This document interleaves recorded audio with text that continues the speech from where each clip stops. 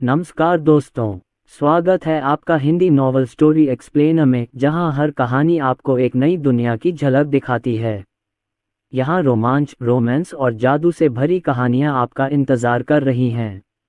Story शुरू करने से पहले सबसे आग्रह है कि वीडियो के नीचे कमेंट सेक्शन को लेफ्ट स्वाइप करने के बाद आपको हाइप वीडियो नाम का फीचर दिखेगा। तो जल्दी से वीडियो को हाइप पॉइंट्स देकर हमारा सहयोग करें ताकि हम आपके लिए और भी नई नई कहानियां ला सकें। और हाँ, वीडियो को लाइक, शेयर और सब्सक्राइब करना बिल्कुल मत भूलिएगा। अध्याय 175। अनिकासुरी अमर आदरणीय क्षेत्र में प्रवेश कर चुकी है। आरव और अन्य लोग अनिकासुरी की जवान और प्यारी पीठ को देखकर आश्चर्यचकित हो गए। निगल लिया, धरती पर यह क्या है? देवेंद्र मुर्मू को नहीं पता था कि क्या हुआ था, इसलिए वह केवल आरव और अन्य लोगों से ही पूछ सके। जब उसे आरव और अन्य लोगों से पता चला कि अभी क्या हुआ था, ये पुनः पत्थर की मूर्ति में बदल गया। काफी देर बाद पांचों लोग होश में आए। उन्होंने अपने दिल में उठे सदमे को शांत करने के लिए गहरी सांस ली। अनिकासुरी बहुत डरावनी है। हम सचमुच कल्पना भी नहीं कर सकते कि वह सीनियर कितनी डरावनी है। ये सही है, उन्होंने कहा कि ताड़ का पेड़ आकाश को ढक सकता है। पांचों लोगों को सांस लेने में कठिनाई महसूस हुई, लेकिन इसी समय अनिकासुरी, जो अभी अभी आंगन में दाखिल हुई थी, अचानक फिर से बाहर चली गई। दादाजी, मुझे आपकी कुछ मदद चाहिए, क्या आप मेरी मदद कर सकते हैं? अनिकासुरी ने सोचा, चूंकि यहाँ इतने सारे लोग आए हैं, खेती में उनकी मदद करना उनके लिए बिल्कुल सही है। इस तरह मामला जल्दी सुलझ सकता है। ये सुनकर आरव और बाकी लोगों ने एक दूसरे की ओर देखा और सहमति में सिर हिलाया। परिलोक, एक उदास और डरावनी घाटी के अंदर, वह अधेड़ उम्र का स्त्रीलिंग पुरुष खून से लथपथ एक तालाब में पालथी मारकर बैठा था। खून का कुंड उसकी गर्दन तक पहुंच गया। ठीक उसी समय जब इस मध्यम आयु वर्ग के व्यक्ति ने अभ्यास के लिए अपनी आंखें बंद कर लीं, रक्त का कुंड अचानक इतनी तेजी से नीचे गिरा कि उसे नंगी आंखों से भी देखा जा सकता था। अंततः रक्त कुंड का सारा खून सूख गया। स्त्रीवत अधेड़ उम्र के पुरुष ने सांस छोड़ी और जैसे ही उसने अपनी आंखें खोली, उसकी आंखों से प्रकाश की एक किरण निकली। अमर आदरणीय क्षेत्र, हा, अंततः सफलता मिल ही गई। वह अधेड़ उम्र की स्त्री बहुत खुश थी और लगातार हंस रही थी। वह इस पल का लंबे समय से इंतजार कर रहा था। लेकिन इसी समय एक बूढ़ा आदमी अचानक प्रकट हुआ और जमीन पर आधा घुटने टेक कर बैठ गया। इस समय उसका चेहरा बहुत उदास था। उसने सिर नीचे किया और बताया, रक्त प्रभु को सूचना दे रहा हूं कि वे 10 लोग, जिन्हें अभी अभी रक्त लेने के लिए नश्वर लोग भेजा गया था, अचानक मर गए। लगभग एक ही समय में मर गए। वह स्त्रीवत अधेड़ पुरुष एक क्षण के लिए स्तब्ध रह गया। फिर वह ठंडी सांस लेकर बोला, उस नश्वर संसार में अमर लोक से कोई अवश्य होगा। थोड़ा खून लेकर नीचे जाओ और उस व्यक्ति को पकड़ो। ये सुनकर बूढ़े आदमी ने जल्दी से सिर हिलाया। रक्त सेनापति, आपकी साधना अमर युवान क्षेत्र तक पहुंचनी चाहिए। वह एक रक्त जनरल है और अमर क्षेत्र के शिखर पर है। शांतिपुर, न तो गौतम अग्रवाल और न ही जितेंद्र दांडेकर ने कभी प्रांगण में प्रवेश किया था। अब अनिकासुरी के नेतृत्व में वे देवेंद्र मुर्मू और अन्य लोगों के साथ प्रांगण में चले गए। जब उन्होंने प्रांगण का दृश्य देखा तो उनके चेहरे पर वही भाव थे जो देवेंद्र मुर्मू और अन्य लोगों के शुरुआती भाव थे। वे शब्दों से परे सदमे में थे। अनिकासुरी ने कोई समय बर्बाद नहीं किया। उसने कार्य सौंपना शुरू कर दिया। दादाजी, बाहर जाकर मेरे लिए कुछ बांस काट दीजिए। मुझे बांस का एक शेड बनाना है। दादाजी, मुझे गड्ढा खोदने में मदद करें। दादाजी, बाद में मिट्टी डालने में हमारी मदद कर दीजिएगा। अनिकासुरी ने विधिपूर्वक पांचों लोगों को कार्य सौंपे। इसके बाद उसने एक कुदाल देव उठाया और गड्ढा खोदना शुरू कर दिया। संतरा, सेब और नाशपाती के पेड़ लगाने की तैयारी। जहां तक अंगूर के बाग का सवाल है, वह उसे लगभग साफ कर चुकी थी। हालांकि अधिक पौधे लगाने के लिए उन्होंने देवेंद्र मुर्मू को 2 वर्ग मीटर अतिरिक्त भूमि पर खेती करने के लिए कहा। देवेंद्र मुर्मू और अन्य 4 लोग आज्ञाकारी थे और उन्होंने अपना कार्य शीघ्रता से पूरा कर लिया। फिर आरव बांस का ढेर लेकर लौटा। अपना काम पूरा करने के बाद अनिकासुरी ने उन्हें बांस का शेड बनाने के लिए वापस बुलाया। जहां तक ऋषि अग्रवाल का सवाल है, जिन्हें मिट्टी डालनी थी उन्हें तो ऐसा करने की जरूरत ही नहीं पड़ी। उसने तुरंत एक बड़ा बक्सा निकाला और ग्लानि के साथ मिट्टी को सावधानीपूर्वक उसमें रख दिया। सब कुछ हो जाने के बाद अनिकासुरी ने अंतिम चरण शुरू किया, बीज बोना और उर्वरक डालना। अनिकासुरी ने आरव और अन्य लोगों को बीज सौंपे और उन्हें अलग अलग स्थानों पर बोने का निर्देश दिया। फिर वह एक तरफ हट गई और एक आधे खाली सांप की खाल के थैले से उर्वरक का एक कटोरा भर लिया। ठीक है, तुम सब मेरे पीछे आओ। अनिकासुरी ने देवेंद्र मुर्मू और अन्य लोगों को एक तरफ बुलाया और चेहरे पर उत्साह के भाव के साथ उन गड्ढों के पास गई जहां फलों के पेड़ लगाए गए थे ताकि खाद डाल सकें। अनिकासुरी का उर्वरक अनुप्रयोग अविश्वसनीय रूप से कुशल था। उन्होंने उर्वरक को आसानी से बिखेर दिया। जैसे ही उसने उर्वरक डाला, एक जादुई दृश्य सामने आने लगा। देवेंद्र मुर्मू और अन्य लोग अनिकासुरी के उत्साह को देखकर आश्चर्यचकित थे कि वह इतनी उत्साहित क्यों थी। अब जब अनिकासुरी ने खाद डाल दी तो उन्होंने गड्ढे से हरे अंकुर निकलते देखे। उन्हें कड़ी चेतावनी दी गई। वे दंग रह गए। आरव और अन्य लोगों की प्रतिक्रिया सुस्त थी। केवल ऋषि अग्रवाल की आंखें चमक उठीं। क्या यह उर्वरक पौधों की वृद्धि में तेजी लाने का रहस्य है? हरी भरी कोम्पलों को देखकर अनिकासुरी के गालों पर गड्ढे फिर से उभर आए। उसने उर्वरक डालना जारी रखा, खोदकर निकालना और बिखेरना। अंकुर लंबा और मोटा होने लगा, और इस प्रकार उन पांचों की सतर्क निगाहों के नीचे वह अंकुर एक छोटे वृक्ष के रूप में विकसित हो गया। अनिकासुरी ने खाद फैलाना जारी रखा, मानो वह बेकार हो। एक क्षण बाद 2 आदमियों जितना लंबा एक फलदार वृक्ष अचानक आरव और अन्य तीनों की नजरों के सामने प्रकट हो गया। अब वह सुनहरे संतरों से लदा हुआ था। प्रत्येक संतरा मोटा और जीवंत लग रहा था। वे स्वादिष्ट लग रहे थे। आरव और अन्य 3 पूरी तरह से स्तब्ध रह गए, लेकिन सुनहरे संतरों के इस पेड़ को देखकर उनकी लार टपकने लगी। वे इसका स्वाद चखना चाहते थे, क्योंकि उन्होंने पाया था कि इस फलदार वृक्ष का दर्जा 10वीं श्रेणी की आध्यात्मिक औषधि से भी आगे निकल गया था। ये तो शायद अमर स्तर तक भी पहुंच गया होगा। अनिकासुरी का उर्वरक का बर्तन पहले से ही आधा खाली था। उसने संतरों को देखा लेकिन उन्हें खाने की जल्दी नहीं की। इसके बजाय वह अगले गड्ढे में चली गई।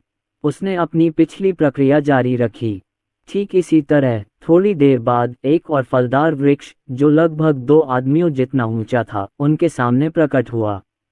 इस बार यह एक सेब का पेड़ था। ये चमकीले लाल सेबों से सजा हुआ था, जिनके छिलके चमकदार और अविश्वसनीय रूप से ताजे थे। अनिकासुरी ने फिर से निगल लिया, लेकिन उसे रोकने में कामयाब रही। वह पुनः उर्वरक इकट्ठा करने के लिए पीछे मुड़ी। वह अगले गड्ढे तक पहुंच गई। उसने अपनी पिछली प्रक्रिया जारी रखी। जल्द ही एक और बड़ा पेड़ अचानक उनके सामने आ गया। यह एक बर्फ नाशपाती का पेड़ था। उस पर लगे नाशपाती चमकदार, पारदर्शी पीले रंग के थे और स्पष्ट रूप से रस से भरे हुए थे। वे बिल्कुल स्वादिष्ट और ताज़ा थे। उर्वरक का केवल आधा कटोरा बचा होने के कारण अनिकासुरी बांस शेड के दूसरी ओर चली गईं। इस बार उसने उर्वरक को अलग तरीके से फैलाया। इसे सीधे हवा में फेंक दो। उनकी गतिविधियां पहले की तरह ही कुशल थीं। उर्वरक बांस के शेड के अंदर मिट्टी पर समान रूप से गिर गया। जल्द ही अंकुर निकल आए। वे धीरे धीरे लंबे होते गए। अंततः वे लताएं बन गईं। अनिकासुरी आगे बढ़ी और बेलों को बांस के शेड पर रख दिया। फिर उसने उर्वरक फैलाना जारी रखा। कुछ ही देर में पूरा शेड हरी भरी लताओं से ढक गया। जैसे ही उसने उर्वरक फैलाया, बेलों से गहरे बैंगनी रंग के अंगूर के गुच्छे उगाए। अंगूर अविश्वसनीय रूप से ताजे लग रहे थे। प्रत्येक अंगूर चिकना और सुंदर था। जब उसने सब कुछ कह दिया, तभी अनिकासुरी रुकी। वह बची हुई खाद को रखने के लिए वापस लौटी। आरव और बाकी 4 अब हिलने में असमर्थ थे, मानो वे भी पेड़ बन गए हों। यह अद्भुत था। क्या हुआ था? कुछ समय पहले तक वे सिर्फ गड्ढे खोद रहे थे। अब कुछ ही समय में सब कुछ इस स्थिति में आ गया।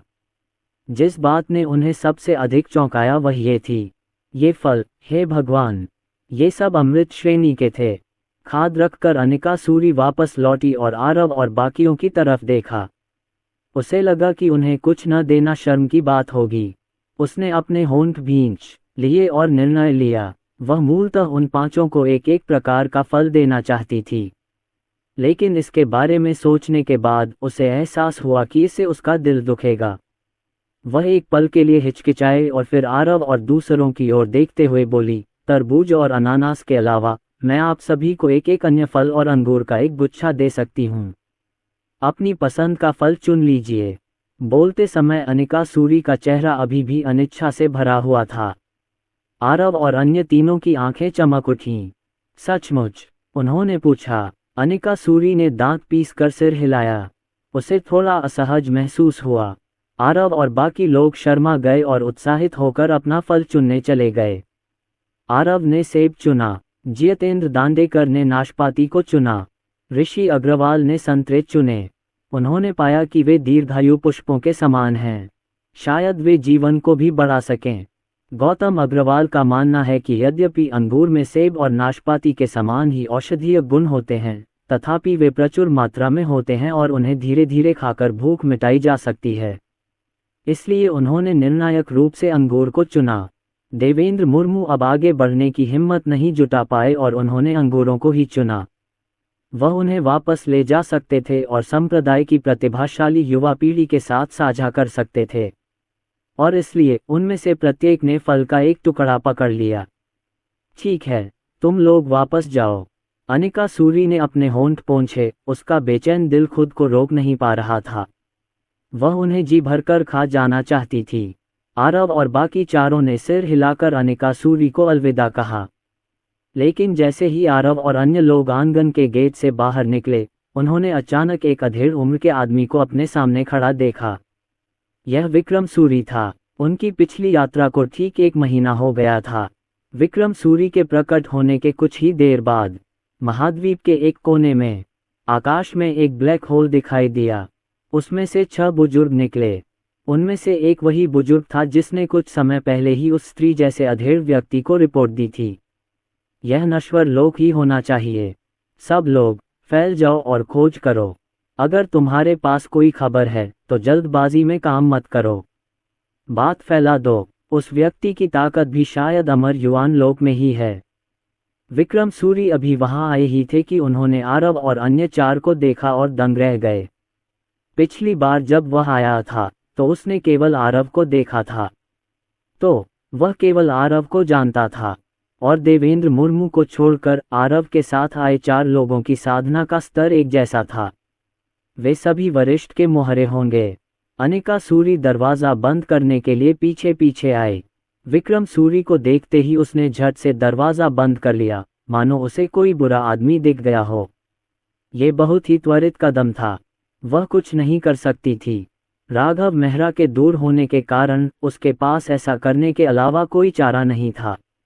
विक्रम सूरी का मुंह खुला का खुला रह गया जब उसने अनिका सूरी को इस तरह देखा। जियोलिंग, मैं तुम्हारा पिता हूँ। विक्रम सूरी रोना चाहता था। उसकी प्यारी बेटी उसे कैसे भूल सकती थी, और यहाँ तक कि उसके साथ एक बुरे आदमी जैसा व्यवहार भी किया गया। वह असहाय था, लेकिन शिकायत करने के तुरंत बाद उसे कुछ एहसास हुआ। उसका पूरा शरीर अचानक पत्थर में बदल गया, गतिहीन। जियोलिंग की साधना अमर आदरणीय क्षेत्र तक पहुंच गई है। यह विक्रम सूरी हैरान रह गए। 1 महीने पहले उनकी बेटी केवल अमर मूल क्षेत्र में थी। वह इतनी जल्दी कैसे आगे बढ़ गई? ये भयानक है। तस्क तस्क, मेरा निर्णय सही था। सीनियर ने जियोलिंग को अच्छी तरह से प्रशिक्षित करने का अपना वादा पूरा किया है। हा, विक्रम सूरी के चेहरे पर तुरंत मुस्कान फैल गई। जब देवेंद्र मुर्मू और अन्य लोगों ने विक्रम सूरी को देखा तो वे एक पल के लिए दंग रह गए। विक्रम सूरी की साधना की आभा देखकर वे सभी आश्चर्यचकित रह गए। यह आभा अनिका सूरी से भी अधिक भयानक थी। आरव विक्रम सूरी से पहले भी मिल चुका था और विक्रम सूरी उसे भाई भी कह चुके थे। अब विक्रम सूरी को देखकर वह झट से आगे बढ़ा और चिल्लाया, भाई सूरज, बहुत देर हो गई। आरव को पूरा यकीन था कि विक्रम सूरी वास्तव में अमर सम्राट थे। पिछली बार ही उन्होंने देवेंद्र मुर्मू से सुना था कि आकाश मल्होत्रा अगले दिन फिर से माफ़ी मांगने आया था, और उसके बाद जो व्यक्ति आया था वह आकाश मल्होत्रा से भी अधिक शक्तिशाली था। इसका मतलब ये था कि टोकन असली होना चाहिए, और अगर अनिका सूरी पहले से ही इतनी शक्तिशाली थी, अमर प्राणियों का आसानी से वध करने में सक्षम, तो विक्रम सूरी की साधना और आभा तो और भी भयानक थी। वह अमर सम्राट के अलावा और कौन हो सकता है? विक्रम सूरी के चेहरे पर मुस्कान थी और आरव व अन्य लोगों के प्रति कोई तिरस्कार नहीं था। वह ऐसे किसी भी व्यक्ति को कम नहीं आंकता था जो ऐसे दुर्जय बुजुर्ग से संबंधित था। इसलिए उन्होंने देवेंद्र मुर्मू और अन्य लोगों की ओर मुड़ने से पहले आरव का विनम्रतापूर्वक अभिवादन किया और आरव को उनका परिचय कराने का इशारा किया। आरव ने सिर हिलाया और एक एक करके उनका परिचय कराया। सुनने के बाद विक्रम सूरी ने सभी को प्रणाम किया। सभी को नमस्कार, मेरा नाम विक्रम सूरी है। अमर लोक में सभी मुझे तानाशाह कहते हैं। मैं आप सभी से बड़ा हूँ, इसलिए अगर आपको कोई आपत्ति न हो तो आप मुझे भाई सूरज कह सकते हैं। विक्रम सूरी ने बड़ी मुस्कान के साथ कहा। यहाँ प्रत्येक व्यक्ति महाद्वीप के शीर्ष विशेषज्ञों में से एक है तथा उसकी आकांक्षाएं ऊंची हैं। वे अमर लोक के सबसे शक्तिशाली लोगों के नाम भी जानते हैं। गौतम अग्रवाल और जितेंद्र दांडेकर ने आरव से ये भी सुना था कि अमर सम्राट विक्रम उससे बहुत परिचित हैं और उन्होंने उसे एक टोकन भी दिया था। इस समय विक्रम सूरी की बातें सुनकर विक्रम सूरी के बारे में आरव के ज्ञान के साथ उसे अचानक एहसास हुआ कि उसके सामने वाला व्यक्ति परी दुनिया का शासक, अत्याचारी अमर सम्राट होना चाहिए। वे दोनों अपनी सांस रोके रखने से खुद को रोक नहीं सके। ऋषि अग्रवाल की नज़र भी कम नहीं थी। उन्होंने इस वक्त विक्रम सूरी को पहचान लिया और चौंक भी गए। दूसरी ओर देवेंद्र मुर्मू ने विक्रम सूरी को न तो कम ही देखा था और न ही राघव मेहरा से उनके बारे में सुना था। उन्हें अब भी लगता था कि वे अपने सीनियर के लिए सबसे महत्वपूर्ण शतरंज के मोहरे हैं, इसलिए उन्होंने आगे बढ़कर कहा, नमस्ते सूरज भाई। अभी भी न तो विनम्र और न ही अभिमानी उपस्थिति बनाए रखी। विक्रम सूरी एक नज़र में देवेंद्र मुर्मू के साधना स्तर को समझ गए, लेकिन उनकी आंखें अभी भी सहजता से भरी थीं। भाई मुरोंग, मैंने आपके बारे में बहुत कुछ सुना है, विक्रम सूरी ने विनम्रता से कहा। देवेंद्र मुर्मू की आंखें चमक उठीं। भाई सूरज, क्या तुम मुझे जानते हो? विक्रम सूरी मुस्कुराए और बोले, भाई मुरोंग, मैं भाग्यशाली हूं कि मुझे आपके बारे में वरिष्ठों से सुनने को मिला। वरिष्ठों ने आपकी बहुत प्रशंसा की। ये सुनकर देवेंद्र मुर्मू की सांस तेज हो गई। हाँ, बस ये कह दो, मेरे वरिष्ठों की नज़र में मेरी स्थिति बहुत महत्वपूर्ण है। ये सुनकर आरव और बाकी लोग देवेंद्र मुर्मू को ईर्ष्या से देखने लगे और फिर वे 6 लोग बातचीत करने लगे। धीरे धीरे देवेंद्र मुर्मू और अन्य लोगों को विक्रम सूरी और अनिका सूरी के बीच संबंधों के बारे में पता चला। थोड़ी देर बातचीत के बाद देवेंद्र मुर्मू को विक्रम सूरी की पहचान भी पता चल गई। पता चला कि मेरे सामने जो व्यक्ति है वह परी दुनिया का सबसे शक्तिशाली व्यक्ति है, परी सम्राट। अचानक उसकी दिल की धड़कन तेज हो गई। अमर सम्राट, यदि यह आधा वर्ष पहले होता तो वह इसके अस्तित्व के बारे में सोचने की भी हिम्मत नहीं करता। अब ये व्यक्ति उसके ठीक सामने है और वह उसे हर समय भाई कहता है। ये सब हमारे पूर्ववर्तियों की देन है। अपने पूर्ववर्तियों के कारण उनकी स्थिति बढ़ती जा रही है। भले ही उसकी साधना बहुत कमजोर हो, फिर भी वह अमर सम्राट के साथ अच्छे संबंध रख सकता है। यदि आप ये बात दूसरों को बताएंगे तो कोई भी इस पर विश्वास नहीं करेगा। सब लोग, भविष्य में तुम सब अवश्य अमर हो जाओगे। अगर तुम्हें कोई आपत्ति न हो तो जब तुम अमर लोक में पहुंचो तो मुझे ढूंढ लेना। मैं तुम्हारे लिए कई अच्छी नौकरियां जुटा सकता हूँ। विक्रम सूरी का मानना था कि मोहन पाल के 5 लोग भविष्य में महान उपलब्धियां हासिल करेंगे। इस समय उन्हें जीत लेने से न केवल राघव मेहरा के साथ संबंध और घनिष्ठ तथा मजबूत होंगे, इसके अलावा वरिष्ठों द्वारा पसंद किया जाने वाला शतरंज का मोहरा बहुत अच्छी प्रतिभा वाला होना चाहिए, जो उसके लिए बहुत फायदेमंद होगा। ये सुनकर देवेंद्र मुर्मू और अन्य 4 लोगों के दिल तेजी से धड़कने लगे। ये सच होने के लिए बहुत अच्छा है। कुछ देर बातचीत करने के बाद विक्रम सूरी और अन्य लोगों के पास बात करने के लिए और कुछ नहीं बचा। विक्रम सूरी ने इस समय यार्ड के बंद गेट की ओर देखा और उसके चेहरे पर फिर से एक कड़वी मुस्कान आ गई। मुझे आश्चर्य है कि क्या सीनियर वहां है। विक्रम सूरी ने आरव और अन्य लोगों से कहा।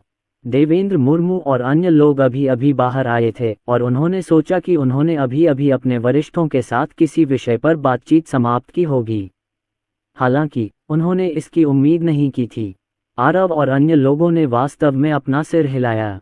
सीनियर यहाँ नहीं है, लेकिन अनिका सूरी अंदर है। हम यहाँ इसलिए आए हैं क्योंकि कुछ समय पहले एक अमर शहर में नरसंहार करने आया था। देवेंद्र मुर्मू ने बताया कि अभी क्या हुआ था। जब विक्रम सूरी को पता चला कि राघव मेहरा वहाँ नहीं है, तो उन्हें पता था कि उनके लिए यार्ड में प्रवेश करना थोड़ा मुश्किल होगा। जब उसने सुना कि एक अमर व्यक्ति शहर का नरसंहार करने आ रहा है, तो वह भौंचक्का रह गया। ऐसा लगता है कि वे परिलोक की किसी दुष्ट छोटी शक्ति से हैं। जैसे ही उन्होंने ये कहा, विक्रम सूरी अचानक पलटे और दूसरी ओर देखने लगे। वह दिशा वह है जहां पहाड़ियां एक दूसरे को काटती हैं। विक्रम सूरी ने आंखें सिकोड़ते हुए कहा, लगता है और भी लोग नीचे आ रहे हैं। ये देखने का अच्छा मौका है कि वे किस बल से हैं। ये सुनकर आरव और बाकी चारों एक पल के लिए स्तब्ध रह गए। कोई फिर से आ रहा है। विक्रम सूरी ने आरव और बाकी चारों की तरफ देखा और कहा, क्या तुम जाकर देखना चाहोगे? विक्रम सूरी का विचार बहुत सरल था। वह सिर्फ 5 लोगों के सामने अपनी ताकत दिखाना चाहता था। उन्हें बताएं कि यद्यपि वह वरिष्ठों के शतरंज का मोहरा नहीं है, फिर भी वह काफ़ी शक्तिशाली है और उससे दोस्ती करने लायक है। इसके अलावा वह बहुत ऊब गया था और वैसे भी आंगन में नहीं जा सकता था। उन लोगों से निपटने के बाद वह आरव और बाकियों से बातें कर सकता था और उनके साथ अपने रिश्ते को और गहरा कर सकता था। उसके दिल में आरव और अन्य 4 की क्षमता भयावह है।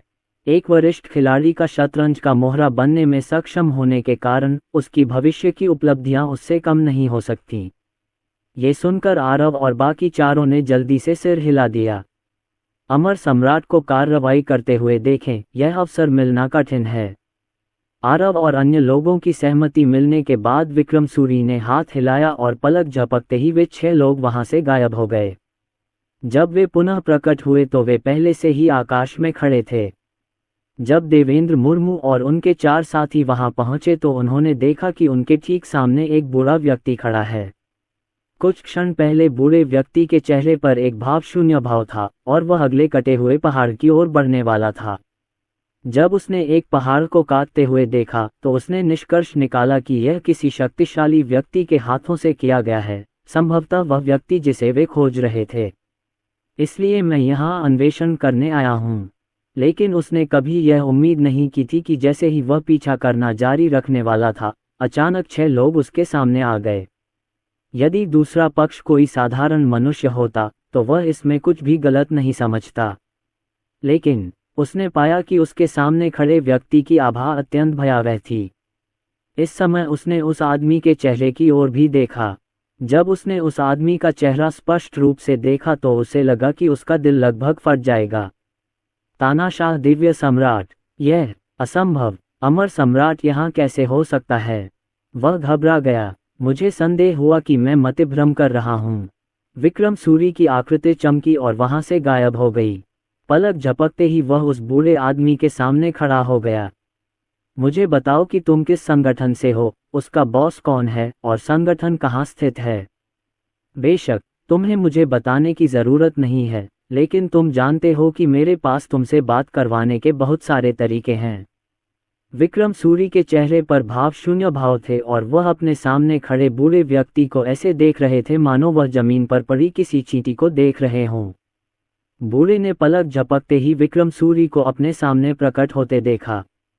विक्रम सूरी की शक्ति को करीब से महसूस करते हुए उसका शरीर अनायास ही कांप उठा। इस समय उसे ऐसा लग रहा था जैसे वह बादलों में बैठा है और वह बहुत उलझन में था।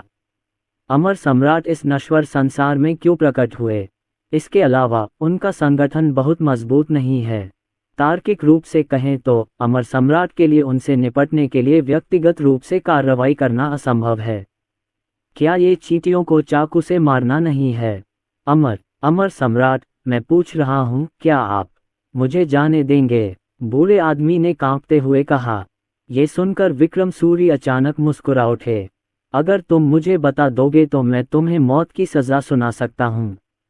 अगर तुम नहीं बताओगे तो मैं तुम्हारे अमर बच्चे को निकाल लूंगा और तुम्हें 1000 साल तक यातना दूंगा। ये सुनकर बूढ़ा आदमी अचानक उदास हो गया। विक्रम सूरी को आरव और अन्य लोगों से पता चला है कि इन लोगों के कारण लाखों लोगों की मौत हुई है। ऐसे लोग मौत के लायक हैं। बूढ़े व्यक्ति के पास और कोई चारा नहीं था। वह उस दर्द को महसूस नहीं करना चाहता था जो उस अमर बच्चे को हो रहा था। यही वह यातना है जिससे अमर लोग सबसे अधिक डरते हैं। अंत में वह सब कुछ बता सका, क्योंकि उसमें विक्रम सूरी के सामने आत्महत्या करने का आत्मविश्वास नहीं था। अमर सम्राट के सामने उसमें आत्मा विनाश करने का भी आत्मविश्वास नहीं था। मुझे डर है कि जैसे ही उसके मन में यह विचार आएगा, वह शांत हो जाएगा। उस समय वह केवल अपने अमर बच्चे को ही निकाल सकता था और उसे हर समय यातना दी जाती थी। विक्रम सूरी ने ध्यान से सुना। ये सुनकर वह अपनी हंसी रोक नहीं सका। कुछ समय पहले किसी ने मुझे बताया था कि अमर लोक में एक दुष्ट शक्ति उभर आई है, लेकिन मैं तुम्हारा स्थान नहीं ढूंढ सका। अब अच्छा हुआ मैंने उसे नष्ट कर दिया। वांछित जानकारी प्राप्त करने के बाद विक्रम सूरी ने अपने सामने खड़े वृद्ध व्यक्ति की ओर हाथ हिलाया। अगले ही पल बूढ़े आदमी की आंखें अचानक चौड़ी हो गईं। एक धमाके के साथ उसका पूरा शरीर फट गया। खून जमीन पर बरसने लगा। बूढ़े व्यक्ति से निपटने के बाद विक्रम सूरी ने कई दिशाओं में देखा और कुछ उंगलियां चटकाईं। उसने उंगली चटकाने का काम बहुत तेजी से किया, लेकिन आखिरी चाल पूरी करने के बाद वह अचानक स्तब्ध रह गया। ऐसा लग रहा था जैसे उसकी निगाहें जगह की सीमाओं को भेद कर उस जगह पर जा रही हों जहां उसने आखिरी बार उस व्यक्ति से मुलाकात की थी। वहां खून से लथपथ एक आदमी सोने की तलवार पकड़े खड़ा था। सीनियर वहां क्यों है? विक्रम सूरी ने उलझन में देखते हुए निगल लिया। तभी उसके चेहरे पर श्रद्धा का भाव प्रकट हुआ। ये निश्चित रूप से संयोग नहीं है, ये वरिष्ठ द्वारा गणना की गई होगी। कुछ ही देर बाद विक्रम सूरी ने अपनी उंगलियां चटका दीं। झांगुवांग शहर के पास एक पर्वत श्रृंखला के ऊपर। यहाँ सफ़ेद बादल आराम से हैं और चारों ओर शांति है। एक झटके के साथ वह बूढ़ा आदमी, जिसे कुछ समय पहले ही स्त्री जैसे अधेड़ उम्र के आदमी से आदेश मिले थे, अचानक यहाँ प्रकट हो गया। वह हवा में खड़ा हो गया और तुरंत अपने आसपास के वातावरण को भांप लिया। अचानक उसकी आंखें सिकुड़ गईं। उसे अचानक ड्रैगन की शक्ति का आभास हुआ। वह एक मार्शल आर्ट का अभ्यास करते थे जिसका ड्रैगन से कुछ संबंध था। यद्यपि इस समय ड्रैगन की शक्ति बहुत कमजोर थी, फिर भी वह अपनी मार्शल आर्ट और इस तथ्य के कारण इसे महसूस करने में सक्षम था कि ड्रैगन उसके बहुत करीब था। उसने नीचे पहाड़ों में एक स्थान पर देखा और पलक झपकते ही गायब हो गया। इस समय मॉन्स्टर पर्वत श्रृंखला में एक स्थान पर राघव मेहरा और अन्य लोगों का सामना एक राक्षस से हुआ था। राघव मेहरा और उनके साथी कुछ समय पहले ही पहाड़ों में दाखिल हुए थे। उनके सामने जो राक्षस था, वह भी आज उनका सामना किया गया पहला राक्षस था। कल अपने मार्शल आर्ट अभ्यास के परिणामों की जांच करने के लिए राघव मेहरा राक्षस को देखते ही सीधे आगे की ओर दौड़ा और पहले कार्रवाई करने के लिए तैयार हो गया। साथ ही उन्होंने ब्लैक ड्रैगन को भी बुलाया। जब राक्षस को काले अजगर का आतंक महसूस हुआ तो वह डर गया और भागने के लिए तैयार हो गया। लेकिन तभी अचानक एक बूढ़ा आदमी उसके सामने आ गया। राक्षस को बूढ़े आदमी की आभा महसूस हुई, उसके अंग नर्म पड़ गए और वह सीधे जमीन पर गिर पड़ा। वह कांपने लगा। जब बूढ़ा आदमी प्रकट हुआ तो सबसे पहले उसने अपने सामने खड़े राक्षस को देखा। ड्रैगन की शक्ति आमतौर पर राक्षसों से आती है। इसका मतलब यह है कि ऐसा राक्षस भविष्य में ड्रैगन वंश को जगा सकता है। लेकिन अपने सामने काले भालू को देखते हुए वह तब भौंचक्का रह गया जब उसने देखा कि काला भालू उसकी ऊर्जा को महसूस करते ही तुरंत जमीन पर गिर गया। नहीं, लेकिन अभी अभी उसे एहसास हुआ कि वह यहीं है। टकराना। राक्षस को देखते हुए बूढ़े व्यक्ति ने अपनी आंखें सिकोड़ लीं और अगले ही पल राक्षस तुरंत फट पड़ा। खून बिखरा हुआ था, लेकिन जब खून बूढ़े आदमी पर गिरने वाला था तो वह अचानक वाष्पित हो गया। राक्षस को नष्ट करने के बाद बूढ़े आदमी ने चारों ओर नजर दौड़ाए। इस समय वह राघव मेहरा और अन्य लोगों को भी देख रहे थे। फिर वह इतना आलसी हो गया कि उन्हें एक एक करके ढूंढने में असमर्थ हो गया और अपनी ऊर्जा यूं ही छोड़ दी। जैसे ही QE ऊर्जा बाहर आए, 1 मील के दायरे में स्थित क्षेत्र अचानक शांत हो गया, मानो वह शूरा नरक में हो। अगले ही पल, जब उन्होंने उस बूढ़े व्यक्ति को आते देखा, तो अनन्या सिंह, किरण जोशी और अन्य लोग, जिनकी आंखें भय से चौड़ी हो गई थीं, अचानक जमीन पर घुटनों के बल बैठ गए। उन्हें समझ नहीं आ रहा था कि क्या हो रहा है। उन्हें बस ऐसा लग रहा था कि उनके आसपास की हवा अचानक जम गई है। उन्हें अचानक एक भयानक दबाव भी महसूस हुआ और उनके पैर अनजाने में जमीन पर झुक गए। घुटनों के बल बैठने के बाद वे फिर से चौड़ी आंखों से अपने सामने बैठे बूढ़े आदमी को देखने लगे। वे अभी भी बूढ़े आदमी की साधना का स्तर नहीं देख सके। भले ही वे महायान स्तर पर हों, उन्हें ये देखने में सक्षम होना चाहिए। यदि आप इसे नहीं देख सकते तो केवल एक ही संभावना है, ये व्यक्ति अमर है। बूढ़े आदमी के भयानक दबाव को महसूस करते हुए उनके चेहरे कागज की तरह पीले पड़ गए। उन्होंने कभी अमर प्राणियों को नहीं देखा, लेकिन वे जानते हैं कि हर किसी में अच्छे और बुरे लोग होते हैं। इस अमर ने प्रकट होते ही उनके साथ ऐसा व्यवहार किया, इसलिए वह अवश्य ही एक बुरा अमर होगा। उनके चेहरों पर निराशा साफ झलक रही थी। यदि कोई अमर प्राणी उन्हें मारना चाहे तो यह चींटी पर पैर रखने से भी अधिक आसान होगा। किरण जोशी भी इस क्षण से स्तब्ध थीं, लेकिन अचानक उसे एहसास हुआ कि जादुई तलवार उसके हाथ में है। और यहाँ बिग बॉस राघव मेहरा भी है, जिसके पास एक जादुई तलवार है और वह अपनी साधना छुपाता है। उसने जल्दी से राघव मेहरा की ओर देखा। जब उसने देखा कि राघव मेहरा अभी भी स्थिर खड़ा है, तो उसके हताश चेहरे पर आशा की एक झलक दिखाई दी। इस समय उसने अपने जीवन की बाजी लगा दी कि राघव मेहरा उसके सामने खड़े अमर से अधिक शक्तिशाली है। इस समय राघव मेहरा ने अपने पीछे हो रहे बदलावों पर ध्यान नहीं दिया और उन्हें यह भी नहीं पता था कि किरण जोशी और अन्य लोग पहले ही घुटने टेक चुके थे। वह अपने सामने खड़े बूढ़े आदमी को घूर कर देखने लगा। मैं थोड़ा घबराया हुआ महसूस कर रहा हूँ। इस आदमी को क्या हो गया है? वह न केवल अचानक प्रकट हो गया, बल्कि उसने उस राक्षस को मार भी डाला। और मुझे ऐसा क्यों लग रहा है कि वह मुझसे इतनी बुरी तरह से द्वेष रखता है?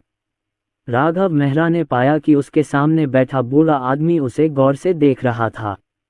इसके अलावा उसे लगा कि उस बूढ़े व्यक्ति की उसके प्रति दुर्भावनापूर्ण मंशा थी। ऐसा लगता है कि यह कह रहा है, लड़के, मैं तुम्हें मार डालूंगा। इस समय बूढ़ा आदमी सचमुच राघव मेहरा को घूर रहा था, क्योंकि उसने पाया कि राघव मेहरा अभी भी खड़ा था, लेकिन राघव मेहरा अभी केवल जिंदन स्टेज पर हैं। दूसरे शब्दों में कहें तो ड्रैगन की शक्ति का इस बच्चे से कुछ लेना देना अवश्य है। इस समय उसके मन में एक संभावना सूझी।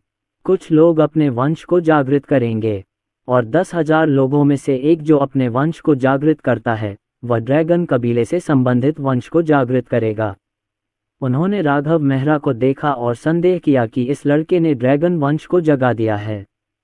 यदि इस बच्चे का रक्त ऐसा है, तो वह बहुत धनवान बन जाएगा। जब तक वह इस बच्चे के खून का उपयोग खेती करने के लिए करता है, तब तक वह सबसे अधिक संभावना है कि वह इस तरह की रक्त रेखा को जगाएगा। ये सोचते सोचते उसकी आंखें लालच से भर गईं, लेकिन इस समय उसने राघव मेहरा के हाथ में तलवार देखी। तलवार को देखकर वह थोड़ा उलझन में पड़ गया। यह अमर लोक के स्वर्ण पंख अमर हथियार से इतना मिलता जुलता क्यों है? लेकिन ये बस ऐसा ही था। इस अमर अस्त्र ने उसे किसी सांसारिक जादुई अस्त्र का एहसास दिलाया। थोड़ी देर बाद उन्होंने इसे अनदेखा कर दिया और सीधे राघव मेहरा की ओर चल पड़े।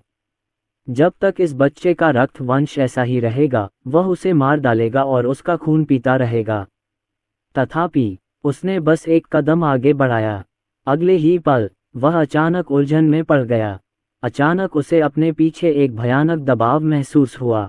वह पीछे मुड़कर देखना चाहता था, लेकिन बहुत देर हो चुकी थी। एक धमाके के साथ उसका पूरा शरीर अचानक फट गया। जैसे ही ये दृश्य हुआ, आसपास का वातावरण शांत हो गया। आप पिंग गिरने की आवाज सुन सकते हैं। ये दृश्य देख रहे हैं। राघव मेहरा दंग रह गया। अनन्या सिंह और अन्य लोग भी उलझन में थे। केवल किरण जोशी एक कदम चलते ही भड़के बूढ़े आदमी को देखते हुए उसने जल्दी से अपनी नजरें हटा लीं और राघव मेहरा को घूरने लगा। उसकी आंखों से एक शक्तिशाली हरी रोशनी फूट पड़ी। मालिक, राघव मेहरा ने उस बूढ़े आदमी को बुरी नज़रों से अपनी ओर आते देखा और वह मुड़कर भागना चाहता था। ये दृश्य देखकर उसका दिमाग खाली हो गया और वह काफ़ी देर तक होश में नहीं आ सका। ब्लैक ड्रैगन ने भी गोल्डन फेदर अमर हथियार को देखा और आवाज में पूछा, क्या तुमने ये किया? गोल्डन फेदर इमॉर्टल आर्टिफैक्ट ने तुरंत कहा, नहीं, मैंने अभी तक कुछ नहीं किया है। बोलते समय स्वर्ण पंख वाले अमर कलाकृति की दृष्टि अंतरिक्ष में घूमती हुई एक दिशा में देखने लगी। वहां की स्थिति देखकर स्वर्ण पंख अमर अस्त्र एक क्षण के लिए स्तब्ध रह गया। इस समय उसकी नज़र तानाशाह अमर सम्राट से मिली, लेकिन थोड़ी देर बाद गोल्डन विंग अमर कलाकृति ने अपनी निगाहें हटा लीं। पहले से ही पता है क्या हुआ। और पीछे राघव मेहरा, अनन्या सिंह और अन्य लोग अभी भी उलझन में थे। वह राघव मेहरा के सामने पड़े खून के तालाब को बेवकूफ़ी भरी निगाहों से देखता रहा। उन्हें कुछ पता नहीं था कि क्या हो रहा है। मुझे समझ नहीं आता कि यह अमर क्यों मर गया। उन पर से दबाव खत्म हो गया और वे खड़े हो गए।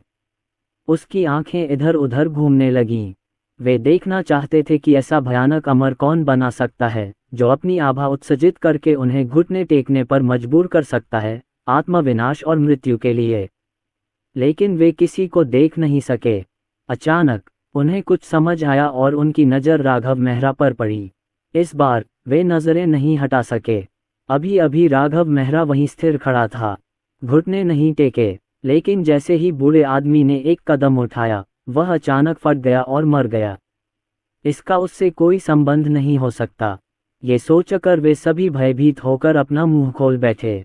लेकिन कुछ समय बाद वे फिर से अपने विचारों पर सवाल उठाने लगे।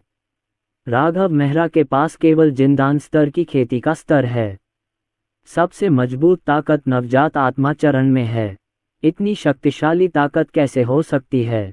जितना अधिक वे इसके बारे में सोचते, उतना ही अधिक वे भ्रमित होते जाते।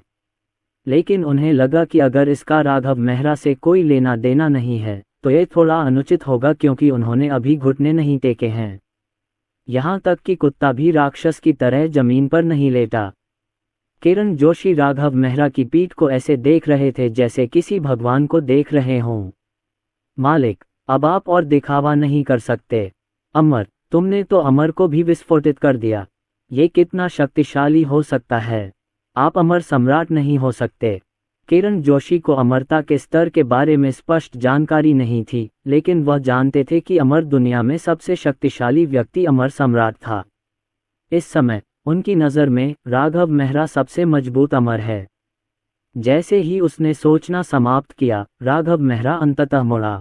राघव मेहरा अभी भी असमंजस में था। किरण जोशी और बाकियों को देखते हुए वह खुद को रोक नहीं पाया और पूछा, अभी क्या हुआ? वो क्यों फट पड़ा? राघव मेहरा को अभी भी मछली जैसी तीखी गंध आ रही थी। किरण जोशी ने जब राघव मेहरा की बात सुनी और राघव मेहरा की उलझन भरी निगाहें देखी तो उन्हें रोना आ गया। मालिक, आप इस समय भी दिखावा कर रहे हैं। क्या तुम मुझे मूर्ख समझते हो? मूर्ख भी इस तरह धोखा नहीं खा सकता। इस समय किरण जोशी को समझ नहीं आ रहा था कि हंसें या रोएं। यह आदमी सचमुच अजीब है। अनन्या सिंह और बाकी लोगों ने राघव मेहरा की तरफ देखा और पूछा, तुम्हें भी नहीं पता कि क्या हुआ? राघव मेहरा गंभीर दिखे और डरे हुए से सिर हिलाया। मुझे उसमें गहरी दुर्भावना महसूस हुई। उसे अपनी ओर आते देख मैं भाग जाना चाहता था, लेकिन मुझे उम्मीद नहीं थी कि वह इतना भड़क जाएगा। अनन्या सिंह ने राघव मेहरा को इस तरह देखा और उन्हें ऐसा नहीं लगा कि वह एक्टिंग कर रहे हैं, क्योंकि यह अभिव्यक्ति उनकी अभिव्यक्ति के समान ही है। इसका मतलब यह है कि इन सब का राघव मेहरा से कोई लेना देना नहीं होना चाहिए। क्या ऐसा हो सकता है कि वह इसलिए घुटने नहीं टेका क्योंकि अमर ने उस पर अपनी ऊर्जा का प्रयोग नहीं किया था? ये सोचकर अनन्या सिंह को लगा कि यह काफ़ी बड़ा हो सकता है। इससे ये भी स्पष्ट होता है कि काला कुत्ता क्यों घुटने नहीं टेका। शायद वह स्थान अमर की आभा से प्रभावित नहीं था। आखिर जिनदान साधना के प्रथम स्तर पर कोई व्यक्ति अमर को आत्मविनाश कैसे होने दे सकता है? इसके बारे में सोचना भी असंभव है। जब बलबीर सिंह और अन्य लोगों ने राघव मेहरा के हाव भाव देखे तो उनके मन में भी अनन्या सिंह जैसे ही विचार आने लगे। मुझे लगता है कि इसका राघव मेहरा से कोई लेना देना नहीं है। यह अवश्य ही कोई महाशक्तिशाली व्यक्ति होगा जो अंधेरे में छिपा हुआ है और उनकी मदद कर रहा है। केवल किरण जोशी ही थी जो राघव मेहरा की बात सुनकर और उसके हाव भाव देखकर लगभग कसमसा उठी। मालिक, आपने अपने अभिनय कौशल का विकास कहाँ किया? ये बहुत शक्तिशाली है, और अब भी तुम दिखावा कर रहे हो। क्या तुम मेरी बुद्धि को मिट्टी में मिलाना चाहते हो? किरण जोशी ने मन ही मन शिकायत की, लेकिन वह केवल गुप्त रूप से ही शिकायत कर सकते थे। बॉस तो यही चाहता है, वह और क्या कर सकता है? मैं तो बस यही दिखावा कर सकता हूँ कि मुझे कुछ नहीं पता। वह अब सचमुच कुछ कहना चाहता है। बॉस, क्या आपको पैरों में पेंडेंट की ज़रूरत है? मैं ज़रूर लगा सकता हूँ। एक क्षण के लिए चौंकने के बाद वे स्थिति का जायजा लेने के लिए आगे बढ़ने लगे। सबसे महत्वपूर्ण बात यह थी कि वे ये देखना चाहते थे कि क्या अमर ने विस्फोट के बाद कोई अच्छी चीज़ें पीछे छोड़ी हैं। हालांकि जमीन पर खून के एक तालाब के अलावा कुछ भी नहीं बचा था।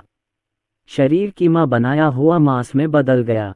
बहुत घिनौना। और उन्हें जमीन पर एक भंडारण रिंग भी मिली, लेकिन दुर्भाग्यवश अंगूठी क्षतिग्रस्त हो गई और अंदर रखी चीजें बाहर नहीं निकाली जा सकीं।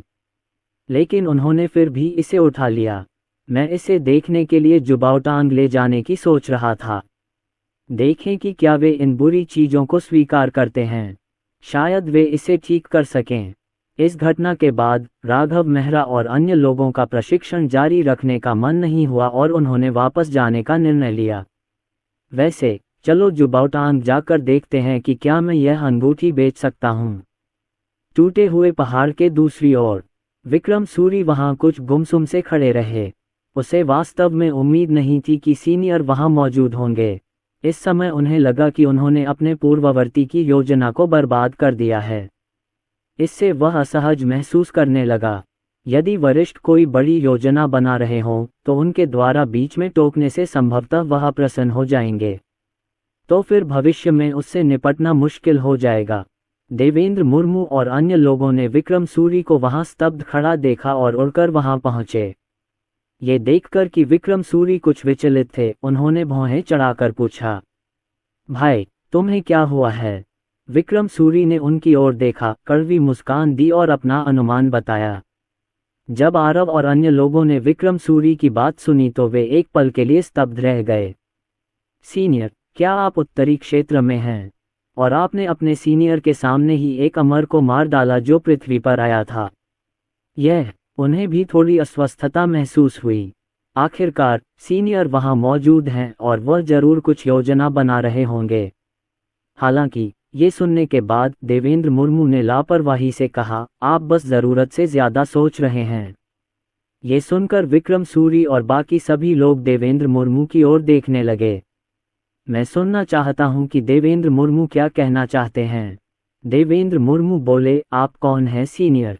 क्या आपने पहले ही सोच लिया था कि आप कोई कार्रवाई करेंगे? ये सब तो आपके ही हिसाब से था। संक्षेप में, आपको खुद को दोष देने की जरा भी जरूरत नहीं है। वैसे आपने कुछ गलत भी नहीं किया है। हो सकता है आप मुझे इनाम भी दें। ये सुनकर विक्रम सूरी को लगा कि इसमें कुछ सच्चाई है। वरिष्ठ की कटौती करने की क्षमता इतनी मजबूत है कि हो सकता है कि उसने पहले ही अपने कार्य को ध्यान में रख लिया हो। ऐसा लगता है कि उसने सचमुच बहुत ज्यादा सोचा था। विक्रम सूरी को आश्वस्त करने के लिए देवेंद्र मुर्मू ने उन्हें राघव मेहरा के साथ अपनी मुलाकात के बारे में बताया। ये सिर्फ विक्रम सूरी को ये बताने के लिए था कि सीनियर की निर्णय क्षमता कितनी भयानक थी। ये सब पूर्ववर्तियों के नियंत्रण में होना चाहिए और निश्चित रूप से कोई गलती नहीं होगी। दरअसल देवेंद्र मुर्मू ने जो पहले कहा था उसके पीछे एक और अर्थ छिपा है। विक्रम सूरी को बताना है कि असल में सीनियर के दिल में मेरी जगह सबसे अहम है। आखिर सीनियर तो सीधे संप्रदाय में ही आए थे। हे देवेंद्र मुर्मू की बातें सुनकर विक्रम सूरी एक पल के लिए स्तब्ध रह गए। तब उसका चेहरा श्रद्धा से भर गया। सीनियर सचमुच बहुत भयानक है। जैसे ही देवेंद्र मुर्मू ने बोलना समाप्त किया, ऋषि अग्रवाल अचानक बोले, वरिष्ठ तो वास्तव में उत्तरी क्षेत्र में हैं। हालांकि मैंने वहां के लोगों से सुना है कि जब उन्होंने आपको देखा था तब आपकी साधना का स्तर केवल जिंदन के प्रथम स्तर पर था। ये सुनकर विक्रम सूरी ने तुरंत कहा, ये सही है।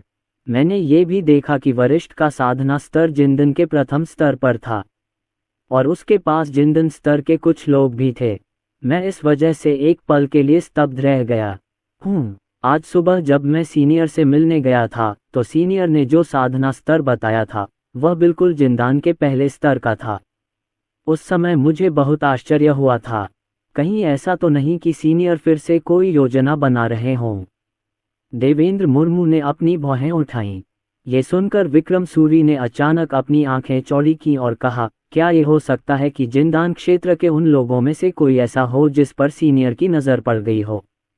ये सुनने के बाद देवेंद्र मुर्मू और अन्य लोगों को मानो जवाब मिल गया।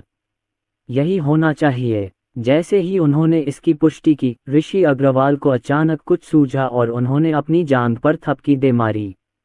मुझे अब याद आया, जब सीनियर कल अल्केमिस्ट गिल्ड में गोलियां बेचने गया था तो वह अपने साथ जिंदन क्षेत्र का एक बच्चा भी लाया था।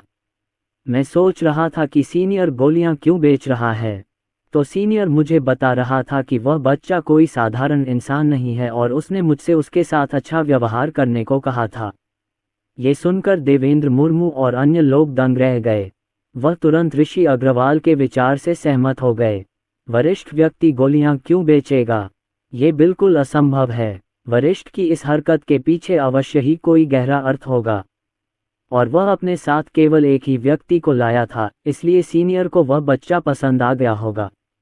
कई लोग ऋषि अग्रवाल के विचार से सहमत थे। विक्रम सूरी और अन्य लोगों की स्वीकृति देखकर ऋषि अग्रवाल को थोड़ा गर्व महसूस हुआ। हे, मैंने कभी नहीं सोचा था कि मैं अपने सीनियर को इतनी अच्छी तरह समझ पाऊंगा। फिर उन्होंने जल्दी से अपना पहचान पत्र निकाला और संजय शर्मा को एक संदेश भेजा। उस लड़के का नाम क्या था जो कल सीनियर के साथ गोलियां बेचने आया था? संजय शर्मा, जो उत्तरी क्षेत्र में दूर थे, इस समय एक रेस्तरां की सबसे ऊपरी मंजिल पर एक निजी कमरे में थे।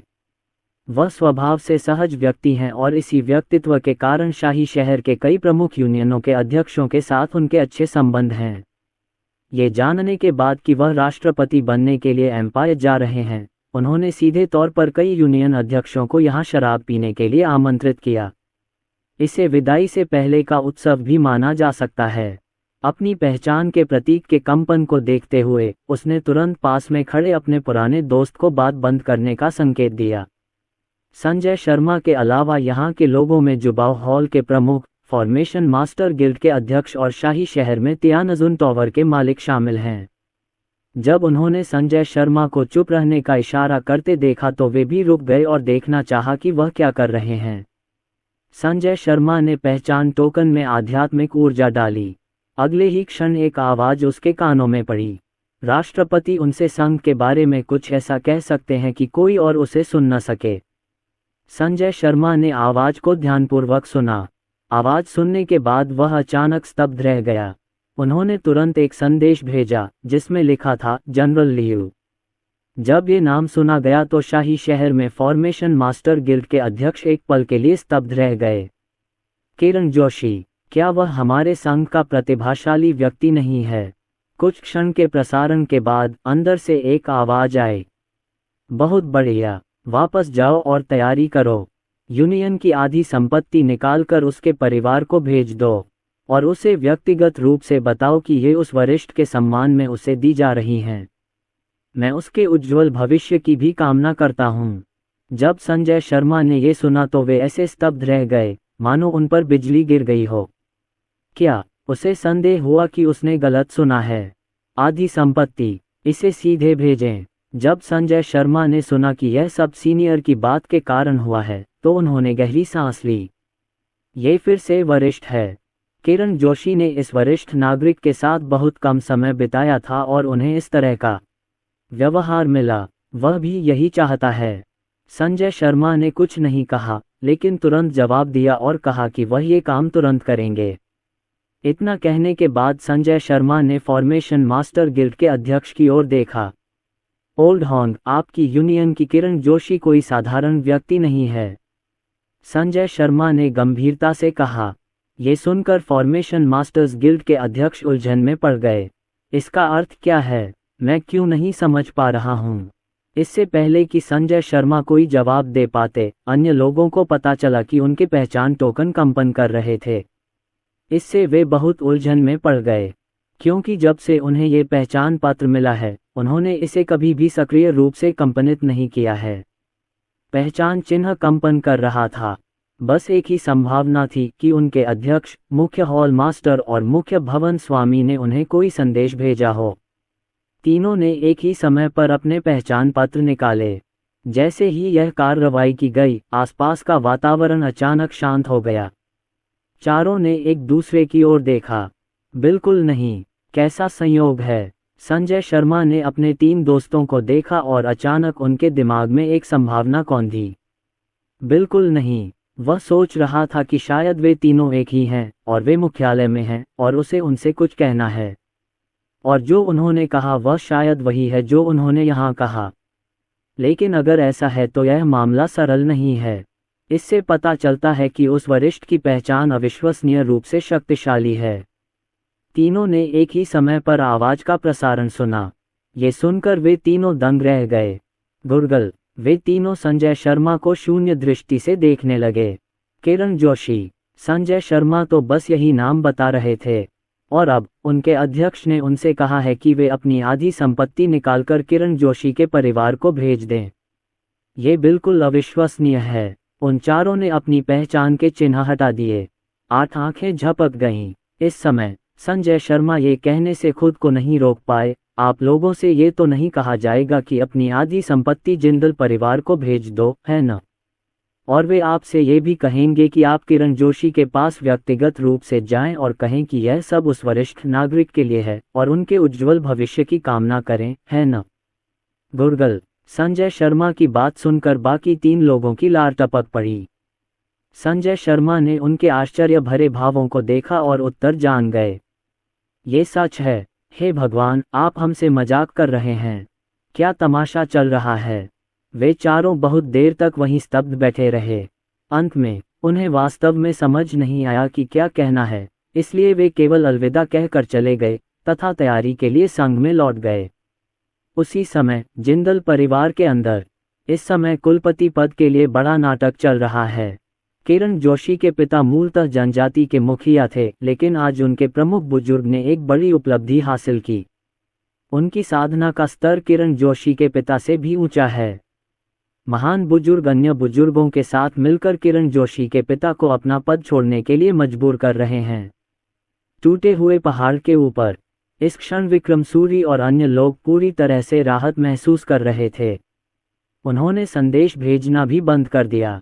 ये हो गया। मुझे विश्वास है कि जब वरिष्ठ नागरिकों को पता चलेगा कि हमने क्या किया है तो वे बहुत खुश होंगे। ये दुर्लभ है कि मैं समझ पाऊं कि आपका क्या मतलब है, सीनियर। बेशक यह मामला निपटाया जाना चाहिए, ऋषि अग्रवाल और आरव ने कहा। जहां तक जितेंद्र दांडेकर का सवाल है तो उनके चेहरे पर अब कुछ कड़वाहट दिख रही थी। झानवु साम्राज्य में कोई शुशन अमर अकादमी नहीं है। वह केवल इतना ही कर सकता था कि अपने अच्छे मित्र फॉर्मेशन मास्टर्स गिल्ड के अध्यक्ष से तुरंत संपर्क करे और उससे मदद मांगे। लेकिन यह आरव और अन्य लोगों के समान ही है। वास्तव में इस समय सबसे कड़वी अभिव्यक्ति देवेंद्र मुर्मू की है।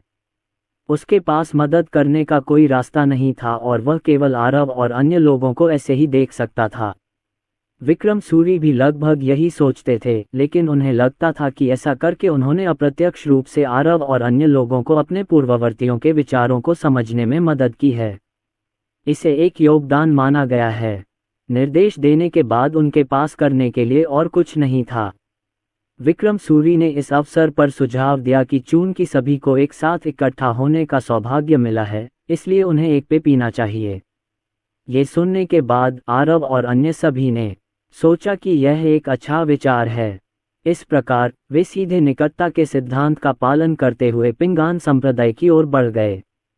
युद्ध साम्राज्य राघव मेहरा और अन्य लोग भी शाही शहर लौट आए। वे यथाशीघ्र जुबावतांग चले गए। मैं देखना चाहता हूं कि क्या जुबावतांग में कोई ऐसा व्यक्ति है जो नारिंग की मरम्मत कर सकता है। कई लोग बेचैनी महसूस कर रहे थे। यदि यह खजाना हॉल अंगूठी की मरम्मत कर सकता है तो वे भाग्य बनाने में सक्षम होंगे। राघव मेहरा ने यह भी सोचा कि यदि उसके पास स्पिरिट स्टोन हो तो वह बेहतर मार्शल आर्ट और बॉडी मूवमेंट खरीद सकता है। कई लोग ट्रेजर हॉल में चले गए। किरण जोशी को कल वाला डीकन फिर मिल गया और उन्हें बताएं कि उन्होंने अभी क्या अनुभव किया। अंततः उसने अंगूठी निकाल ली। राघव मेहरा और अन्य लोगों की बात सुनकर डीकन थोड़ा उलझन में पड़ गया। अमर पहले ही मर चुके हैं।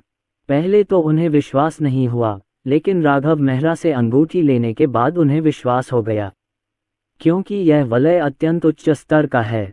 ये तो बस क्षतिग्रस्त हो गया है।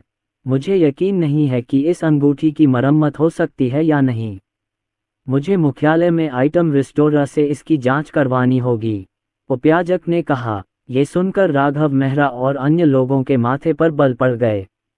वे अनुसरण नहीं कर सके। यदि यह अंगूठी सीधे जुबावतान को दे दी जाती तो भले ही इसकी मरम्मत कर दी जाती, वे कहते कि इसके अंदर कुछ भी नहीं है और वे कुछ नहीं कर सकते थे। क्या ख्याल है, मैं यह अंगूठी ले लूंगा और तुम्हें 6000 स्पिरिट स्टोन दूंगा। ये थोड़ा जुआ है। आखिरकार इस अंगूठी की मरम्मत ठीक से हो भी सकती है और नहीं भी। बेशक अगर तुम इसे नहीं बेचोगे तो ये बस एक कबाड़ का टुकड़ा रह जाएगी। तुम खुद फैसला कर सकते हो। डीकन बहुत गंभीर था और अंत में मुस्कुराया, मानो कह रहा हो, मैं तुम्हारे बारे में सोच रहा हूं। जब वह बोल रहा था तो उसकी आंखों में चमक आ गई। वास्तव में इस बात की बहुत अधिक संभावना है कि इस अंगूठी की मरम्मत की जा सकती है, क्योंकि उनके संघ के साथ भी यही हुआ। एक निश्चित वस्तु पुनर्स्थापक के पास ये क्षमता होती है, इसलिए उसने इस कीमत पर अंगूठी खरीद ली और भारी मुनाफा कमाया। ये सुनने के बाद राघव मेहरा और अन्य लोगों ने इस पर चर्चा शुरू कर दी। यदि इसे बेचा जाए तो प्रत्येक व्यक्ति को 1000 स्पिरिट स्टोन मिल सकते हैं। ये कुछ न होने से तो बेहतर है। कुछ चर्चा के बाद वे सभी सहमत हो गए। डीकन ने अंगूठी ले ली और राघव मेहरा तथा अन्य को 6000 निम्न श्रेणी के स्पिरिट स्टोन दे दिए। अंततः उन्होंने मुस्कुराते हुए राघव मेहरा और अन्य लोगों को विदा किया। हा, मैंने बहुत पैसा कमाया। राघव मेहरा और अन्य लोगों को जाते देख डीकन अचानक हंसने लगे। अब वह अपनी मुस्कान नहीं छिपा पा रही थी, वह बहुत खुश थी। लेकिन तभी उसने देखा कि प्रधानाध्यापक बाहर भाग रहे हैं।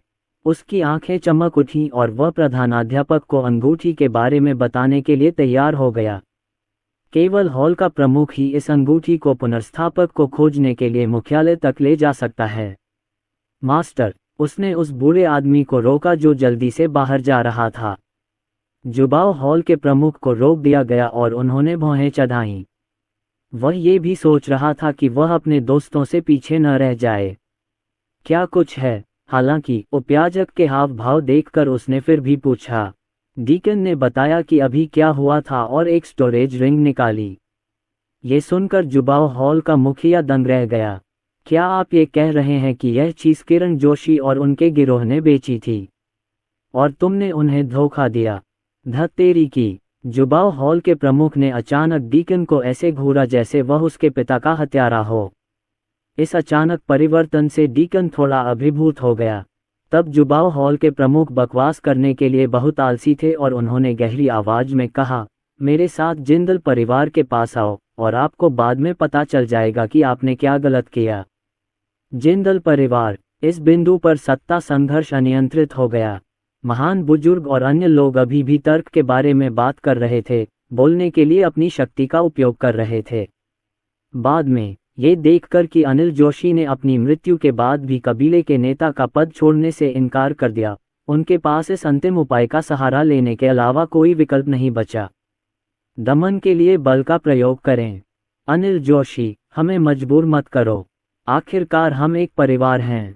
इसके अलावा मैं अभी तुमसे ज्यादा मजबूत हूँ। मुझे यकीन है कि मेरे नेतृत्व में हमारा परिवार अभी से कई गुना ज्यादा मजबूत होगा। महान बुजुर्ग अभी भी गहरी आवाज में बोल रहे थे।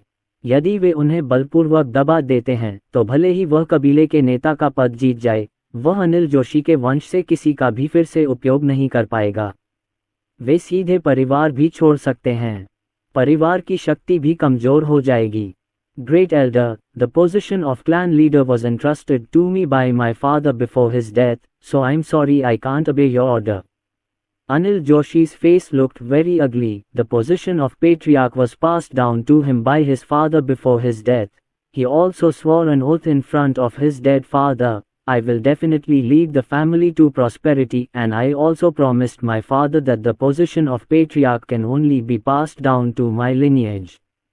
Since you are so stubborn, well, you forced me to do this.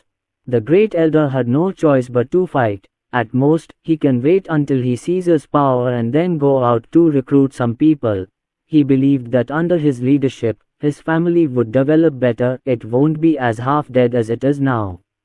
It can only be a medium-sized and dispensable force in the royal city. Unable to reach an agreement, the two sides became eager to fight. The entire Parliament Hall began to be filled with hostility.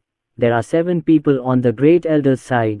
There were only 5 people on Anil Joshi's side. There is a huge gap in strength, but just when the two sides were on the verge of fighting, sudden, a servant ran in. Report to the clan leader, the president of the Alchemist Guild is here to visit.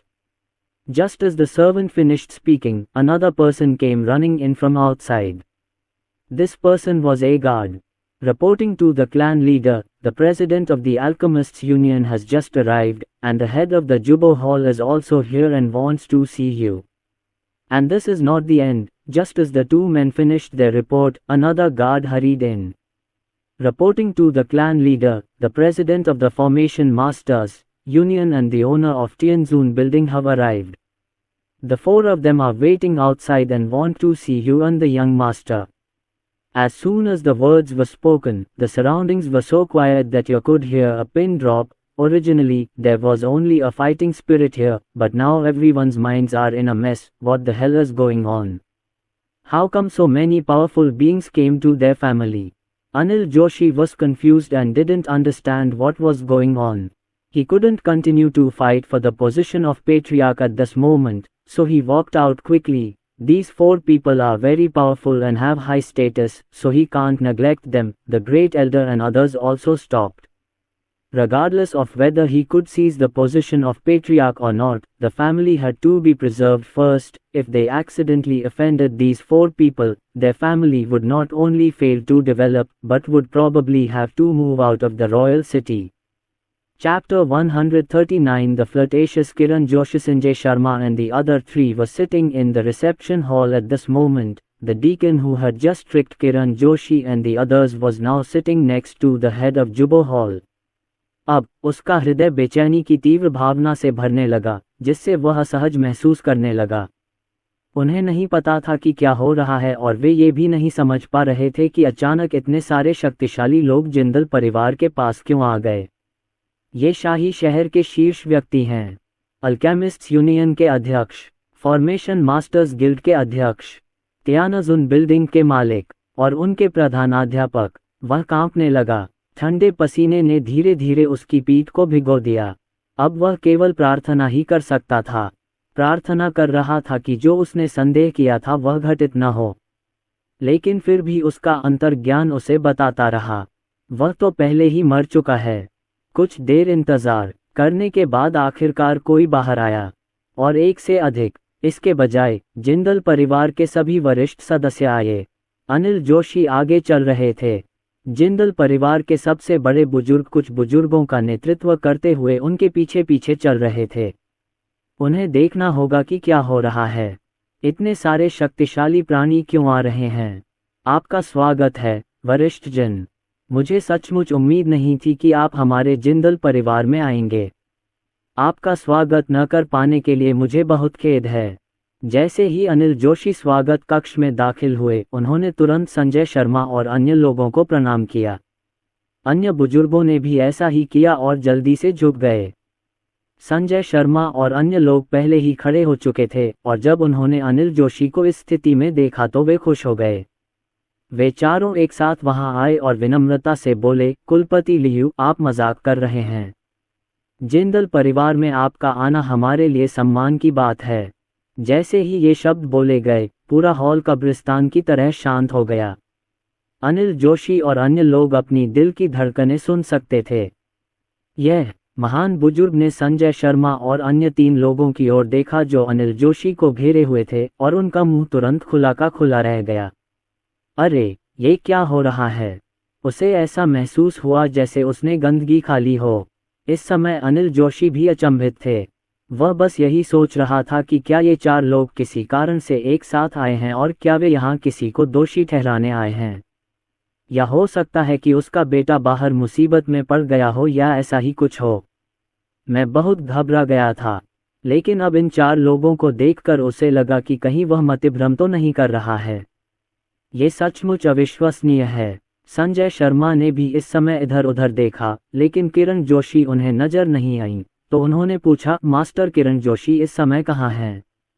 Sanjay Sharma की बात सुनकर अनिल जोशी दंग रह गए। अपने बेटे को खोज रहे हैं, और इसे ऐसा कहा जाता है? क्या ये सब मेरे बेटे की वजह से है? ये सोचकर वह सोचने लगा कि क्या उसके बेटे ने कुछ भयानक काम किया है, और यह एक अच्छी बात है। क्या वह 4th कक्षा का फॉर्मेशन मास्टर बनने में सफल हो गया? लेकिन 4th कक्षा का प्रशिक्षण प्राप्त मास्टर भी ऐसा नहीं करेगा। आखिरकार ये चारों सुपर बॉस हैं। महान बुजुर्ग और अन्य लोग संजय शर्मा की बातें सुन रहे थे और अनिल जोशी की तरह ही सोच रहे थे।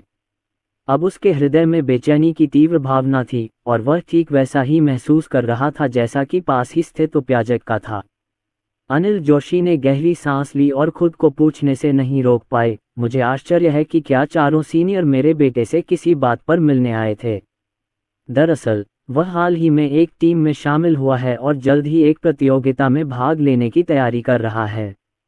ये सुनने के बाद संजय शर्मा ने अपनी बात नहीं छिपाई और कहा, श्री किरण जोशी हाल ही में एक महानुभाव से मिले हैं जो उन्हें प्रशिक्षण देने में रुचि रखते हैं। महान व्यक्ति। जिंदल परिवार में सभी लोग संजय शर्मा की ओर देखने लगे। कौन सा महान व्यक्ति उन चारों को एक साथ आने की अनुमति दे सकता है? ये देखकर कि किरण जोशी अभी तक वापस नहीं आई हैं, संजय शर्मा ने और इंतजार नहीं किया और जो सामान उन्होंने तैयार किया था उसे निकाल लिया। कबीले के नेता लियू, ये वह चीज़ है जिसे हमारे अल्केमिस्ट यूनियन के अध्यक्ष ने आपको देने का आदेश दिया है।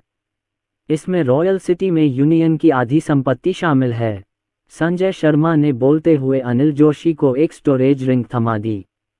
ये सुनकर और अपने सामने रखे स्टोरेज रिंग को देखकर अनिल जोशी फिर से असमंजस में पड़ गए। क्या आपके संघ की आधी संपत्ति और हमको? और यह अंत नहीं है। संजय शर्मा द्वारा स्टोरेज रिंग निकालने के बाद अन्य 3 लोग भी मुस्कुराते हुए आगे आए और एक एक करके स्टोरेज रिंग निकाली और अनिल जोशी को सौंप दी। वही बात कह रहा हूँ, यहाँ उनके संघ की आधी संपत्ति है। अनिल जोशी को बहुत जोर से निगलना पड़ा और उनके हाथ कांपने लगे। अपने हाथों में 4 स्टोरेज रिंगों को देखकर मुझे लगा कि उनका वजन हजारों पाउंड है। उसका मस्तिष्क प्रतिक्रिया करने में बहुत धीमा था। ऐसा लगा जैसे कई लोग मुझे लाठियों से मार रहे हों। इस समय जिंदल परिवार के अन्य सदस्य भी ऐसे ही थे, विशेषकर महान बुजुर्ग। उसके पैर कमजोर लग रहे थे, आंखें सुस्त। अरे बाप रे, आखिर क्या हुआ? क्या तुम मजाक कर रहे हो? शाही शहर में 4 यूनियनों की आधी संपत्ति, क्या ये राज्य की कुल संपत्ति से अधिक नहीं होगी? आप जानते हैं, इस शाही शहर में अल्केमिस्ट गिल्ड की संपत्ति राज्य की कुल संपत्ति के लगभग बराबर है। अब सभी 4 संगठनों ने अपनी आधी आधी संपत्ति दान कर दी है। ये तो बहुत ही भयावह है। अनिल जोशी को लगा कि ये कोई सपना है और वो इसे लेने में थोड़ा हिचकिचा रहे थे। उन्हें लग रहा था कि ये शैतान का पैसा है और इसे लेने के लिए उन्हें अपनी आत्मा बेचनी पड़ेगी। प्रिय वरिष्ठ जनों, हम योग्यता के बिना पुरस्कार स्वीकार नहीं कर सकते। उसने 4 भंडारण अंगूठियां सौंप दी, लेकिन वह उन्हें आसानी से लेने की हिम्मत नहीं कर सका। जिंदल परिवार के अन्य बुजुर्गों को भी यही लगा। उन्हें लगा कि अगर उन्होंने ऐसा किया तो उनके परिवार को भयंकर संकट का सामना करना पड़ सकता है। आखिरकार ये कहावत तो सभी जानते हैं कि यदि कोई पाए आसमान से गिरे तो 10 में से 9 बार वह किसी न किसी को मार ही डालेगी। संजय शर्मा को पता था कि ऐसा होगा और उन्होंने पहले से ही बहाना सोच लिया था। बस इतना कहिए कि आप ऐसा महासभा के आदेश के कारण कर रहे हैं। वे इसे वापस लेने का साहस नहीं करते, अन्यथा ये प्रश्न उठेगा कि क्या वे भविष्य में भी राष्ट्रपति पद पर बने रह सकेंगे। ये सुनकर अनिल जोशी और अन्य लोगों को अचानक समझ नहीं आया कि क्या कहें। महासभा आदेश देगी। किरण जोशी को ऐसा कौन सा महान व्यक्ति मिला जो ऐसा कर सके?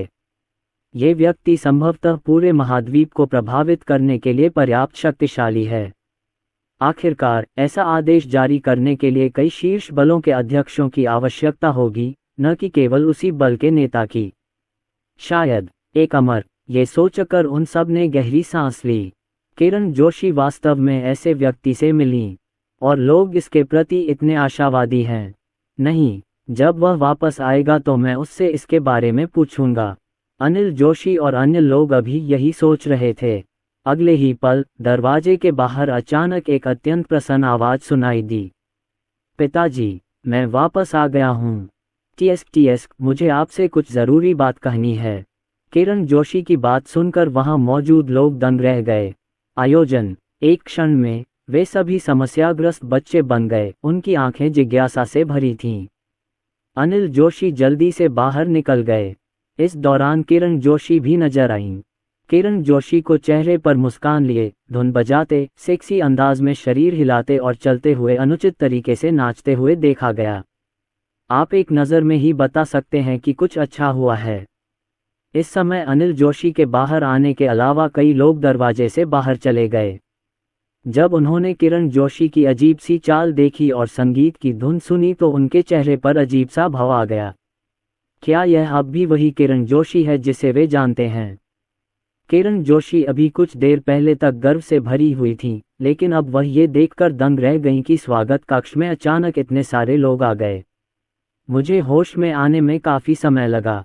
उन्होंने संजय शर्मा और अन्य 3 बड़े लोगों की ओर देखा और उनके चेहरे पर उलझन की झलक दिखाई दी। ये 4 बड़े लोग यहाँ क्यों हैं? आप जानते हैं, अपने पूरे जीवन में उन्होंने कभी भी उनमें से किसी को अपने घर आते नहीं देखा। यहाँ तक कि उसका मालिक भी कभी कभार ही उसके घर आता था। आखिरकार उनके परिवार को शाही शहर में केवल एक मध्यम आकार की ताकत के रूप में ही माना जा सकता है। अनिल जोशी पास आए और जल्दी से पूछा, जियो शुआई, तुमने अभी कहा था कि तुम्हें मुझसे कुछ महत्वपूर्ण बात कहनी है। अनिल जोशी को पूरा विश्वास था कि आज उनके सामने जो कुछ हुआ उसका कारण जनरल लियू द्वारा बताई गई बड़ी घटना से संबंधित होगा, और किरण जोशी के इस समय के चुलबुले रवैये को देखते हुए यह उनके लिए अच्छी बात होगी। इसलिए ये निश्चित रूप से समझा जा सकता है कि कई प्रमुख संघों द्वारा उनके साथ ऐसा व्यवहार क्यों किया गया। किरण जोशी ने अपने पिता की ओर देखा जो उत्तर जानने के लिए उत्सुक थे और उलझन में थे। उन्हें समझ नहीं आ रहा था कि क्या हो रहा है। जब उससे इस बारे में पूछा गया तो उसने चारों ओर देखा। यहाँ इतने सारे लोग हैं कि इस बारे में बात करना उचित नहीं है। लेकिन इसी समय किरण जोशी ने उस डीकन को भी देखा जिसने उनकी अंगूठी स्वीकार कर ली थी। इस बार उसके चेहरे पर समझदारी का भाव दिखाई दिया। ऐसा लगता है कि ये लोग अंगूठी की वजह से यहाँ आए हैं। कुछ समय पहले उन्होंने डीकन को बताया कि मॉन्स्टर पर्वत श्रृंखला में उन्हें क्या क्या झेलना पड़ा। ये लोग इसलिए आए होंगे क्योंकि डीकन ने अपने वरिष्ठ अधिकारी जुबाओ हॉल के प्रमुख को इस मामले के बारे में बताया था। ये सोचकर किरण जोशी ने अब और बात नहीं छिपाई। चूंकि डीकन ने उन्हें पहले ही बता दिया होता, इसलिए उन्होंने कुछ देर पहले हुई घटना का जिक्र किया।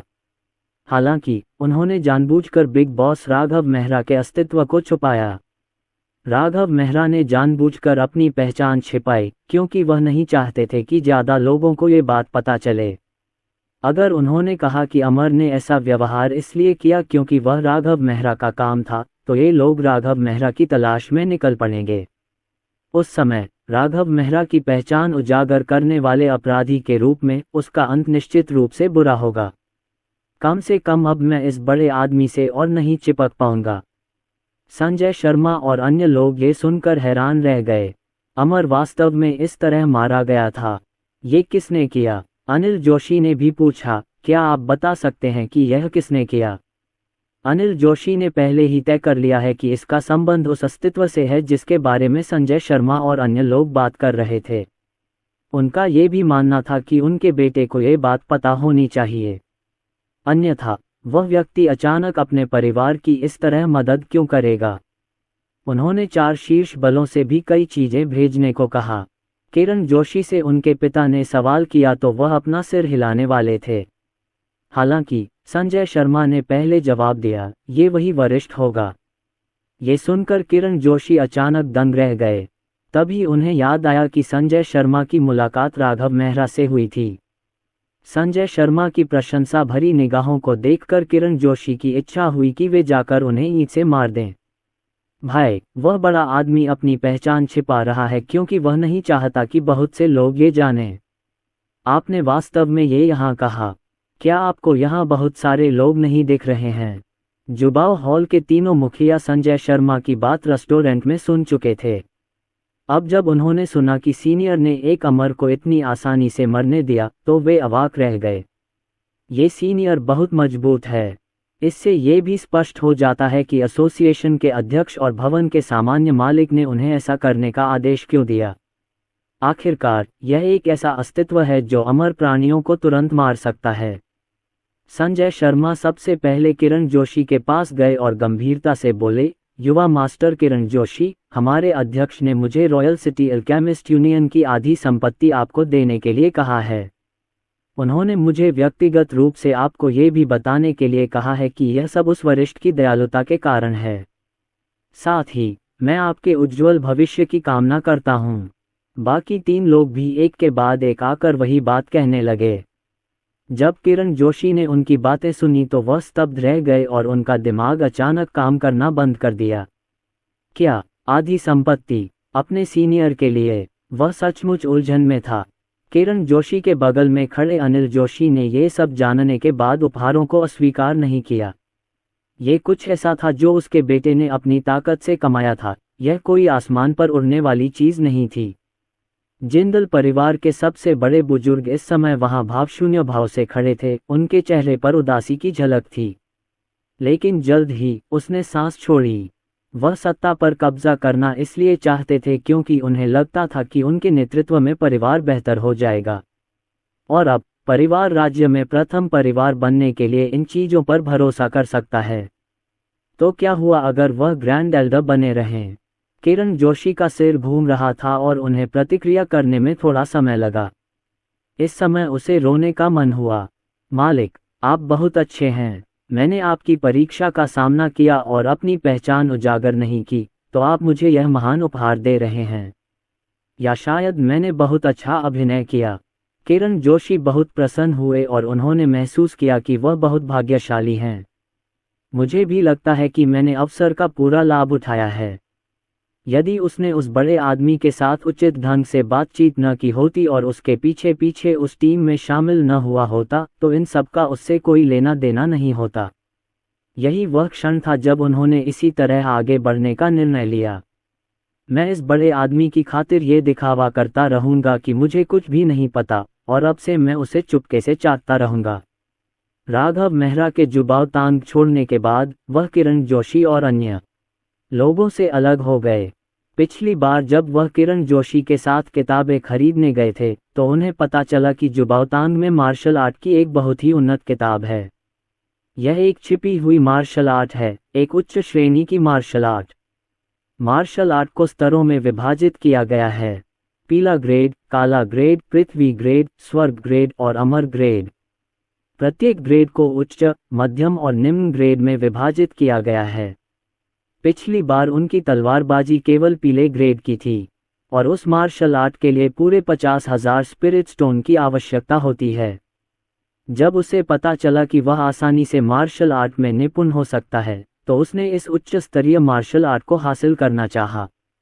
उन्हें यह भी नहीं पता था कि देवेंद्र मुर्मू द्वारा दिए गए टोकन पर 10% की छूट मिलेगी या नहीं। और अगर वह मार्शल आर्ट की किताब खरीदना चाहता था तो उसे 5,000 स्पिरिट स्टोन इकट्ठा करने होंगे।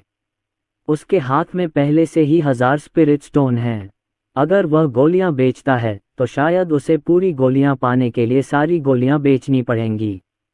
उसे ये भी डर था कि भविष्य में उसे चोट लग जाएगी और उसके पास उपचार की गोलियां नहीं होंगी, इसलिए उसने इस बारे में सोचा और निर्णय लिया कि गोलियां बेचना अच्छा विचार नहीं होगा। मैं केवल आत्मा पत्थर अर्जित करने के अन्य तरीकों के बारे में सोच सकता हूँ। उन्होंने एक समाधान भी सोचा, राक्षसों का शिकार। वह पहले ही जान चुका था कि एक अच्छे जिंदान स्टेज राक्षस को मारने पर संभवतः 100 से अधिक स्पिरिट स्टोन बिक सकते हैं। यदि आप नवजात आत्मा चरण में गलती से किसी राक्षस जानवर को मार देते हैं तो आप उसे सैकड़ों आत्मा पत्थरों के बदले बेच सकते हैं। राघव मेहरा अभी भी अपनी ताकत के बारे में निश्चित नहीं है, लेकिन अब उसके पास शक्तिशाली शारीरिक कौशल और अंतहीन आध्यात्मिक ऊर्जा है। वह निश्चित रूप से राक्षसों का शिकार करने के लिए अकेले मॉन्स्टर माउंटेन रेंज में जाने की कोशिश कर सकता है। कुछ आत्मा पत्थर अर्जित करें। इसलिए उनके अलग होने के बाद, जब अभी भी काफी समय था, वह मॉन्स्टर माउंटेन रेंज की ओर उड़ गया। मॉन्स्टर पर्वत श्रृंखला पर लौटने के बाद राघव मेहरा ने इधर उधर दौड़ना शुरू कर दिया। जैसे ही वह उस स्थान के पास पहुंचा जहां कुछ समय पहले अमर की मृत्यु हुई थी, उसने अचानक एक राक्षस की गगनभेदी दहाड़ सुनी। राघव मेहरा की आंखें चमक उठीं और वह तेज गति से वहां दौड़ा। काले अजगर ने वहां की स्थिति को महसूस किया और अजीब तरीके से कहा, शरीर से बाहर के क्षेत्र में एक राक्षस जानवर। जहां तक उस पक्ष का प्रश्न है, तो इस समय स्थिति काफी जटिल है। 6 लोग वहीं खड़े होकर अपने सामने खड़े राक्षस को बेवकूफी भरी निगाहों से देख रहे थे। उनके पैर कांप रहे थे। पलायन। उनमें से सभी 6 की उम्र 30 वर्ष से कम थी। उनकी खेती जिंदान अवस्था में है। उनमें से एक व्यक्ति तो नवजात आत्मा चरण तक भी पहुंच गया। हालांकि जब उनका सामना शरीर से बाहर के क्षेत्र में एक राक्षस जानवर से हुआ, तो उनके पास केवल एक ही काम था, और वह था भाग निकलना। वे 6 लोग मुड़कर भाग गए, लेकिन इस क्षण उन्होंने पाया कि राक्षस स्पष्ट रूप से एक क्षण पहले उनके पीछे था, लेकिन अगले ही क्षण वह उनके सामने था। यह 6 लोग इतने भयभीत हो गए कि उनके चेहरे पीले पड़ गए। लेकिन इसी समय उन्हें अचानक पता चला कि जिंदान के पहले स्तर पर एक आदमी हवा के झोंके की तरह बहुत तेज गति से उनकी ओर दौड़ रहा था। उनके लिए वहां से निकलना मुश्किल था। तभी उन्होंने जिंदान की पहली मंजिल पर एक आदमी को अपनी ओर दौड़ते देखा और उन्हें समझ नहीं आया कि क्या कहें। आप मौत को दावत दे रहे हैं। जो व्यक्ति नवजात आत्मा अवस्था तक पहुंच चुका है, उसकी पहचान वास्तव में जटिल होती है। वह झानवु साम्राज्य के युवराज राजकुमार आदित्य वर्मा हैं।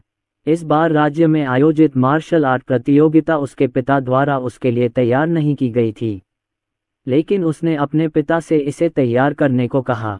जब वह नेसेंट सोल के पहले स्तर तक पहुंच गया, तो संयोग से उसका जन्मदिन आ गया। जब उसके पिता राजा ने उससे पूछा कि उसे क्या उपहार चाहिए, तो उसने एक टूर्नामेंट की मांग की। अपनी साधना के नवजात आत्मा चरण तक पहुंचने पर भरोसा करते हुए उन्होंने सोचा कि वह निश्चित रूप से इस प्रतियोगिता में प्रथम स्थान जीतेंगे। उसके लिए ये पहला स्थान एक उपहार है जो उसने स्वयं के लिए तैयार किया है। आप भी अलग दिख सकते हैं, लेकिन उन्हें यह उम्मीद नहीं थी कि प्रधानमंत्री का इकलौता बेटा, जो विदेश यात्रा पर गया था, वापस आ जाएगा। नवजात आत्मा चरण तक पहुंचने का उल्लेख तो किया ही नहीं गया। वह इशिका सिंह की टीम में भी शामिल हो गए। इससे उन पर दबाव पड़ा। इसलिए आज मैंने अपनी टीम इकट्ठी की और कुछ अनुभव प्राप्त करने के लिए बाहर गया। उनकी टीम बहुत मजबूत है। जो नवजात आत्मा अवस्था में है, उसके अलावा बाकी सभी लोग अंतिम जिंदन अवस्था में हैं या यहाँ तक कि जिंदन अवस्था के शिखर पर हैं। वे इस क्षेत्र में कई घंटों से प्रशिक्षण ले रहे हैं। अभी अभी दूर से उन्हें इस मॉन्स्टर पर्वत श्रृंखला से एक बड़ा दबाव आता हुआ महसूस हुआ। इसी कंपन के कारण वे यहाँ आए। मुझे संदेह है कि यहाँ कुछ खजाना है, लेकिन उन्हें यह उम्मीद नहीं थी कि अभी अभी हुए कंपन ने एक राक्षस को भी आकर्षित किया है। ये राक्षस वास्तव में शरीर से बाहर के क्षेत्र में है। यहाँ पहुँचते ही उनकी टक्कर राक्षस से हो गई। इससे वे इतने डर गए कि उनकी पैंट में पेशाब लगने की नौबत आ गई। इस समय ये देखकर कि वे और अन्य लोग अवरुद्ध थे, उनके हृदय निराशा से भर गए। शरीर से बाहर के राक्षसों और उनके बीच का अंतर स्वर्ग और पृथ्वी के बीच के अंतर जितना बड़ा है, इसमें कोई तुलना ही नहीं है। राजकुमार आदित्य वर्मा को बहुत दुख हुआ। यदि उन्हें ये बात पहले पता होती तो वे यहाँ प्रशिक्षण लेने नहीं आते। यदि वे लालची न होते और यहाँ न आते तो उन्हें ऐसी स्थिति का सामना न करना पड़ता। अब सब ठीक है। उसका जन्मदिन जल्द ही आने वाला था, लेकिन मुझे उम्मीद नहीं थी कि वह उससे पहले मर जाएगा। लेकिन जब वे हताश थे तो उन्हें इस बात का जरा भी अंदाजा नहीं था कि जिंदान क्षेत्र के प्रथम स्तर पर एक व्यक्ति पूरी गति से उनकी ओर दौड़ेगा। जब उन्होंने राघव मेहरा को देखा तो राजकुमार आदित्य वर्मा और अन्य लोगों के चेहरे पर एक अजीब सी चमक आ गई। ये पहली बार है जब मैंने किसी को इतना आत्मघाती देखा है। उन्हें और भी अधिक आश्चर्य इस बात पर हुआ कि जब राघव मेहरा करीब पहुंचे तो वे राघव मेहरा के चेहरे पर भाव स्पष्ट रूप से देख सकते थे। यह अत्यंत उत्साहपूर्ण दृश्य था। ये सही है, राघव मेहरा अब बहुत उत्साहित हैं, क्योंकि उसने पाया कि यह राक्षस उससे कहीं अधिक बड़ा था जिसका उसने पहले सामना किया था। उन्होंने ये भी पाया कि राक्षस के पास लोग भी थे। वह नहीं जानता था कि वह राक्षस को हरा पाएगा या नहीं, लेकिन अब वहाँ लोग हैं। अगर मैं लड़ने के लिए पर्याप्त मजबूत नहीं हूँ तो मैं उनके साथ मिलकर हमला कर सकता हूँ।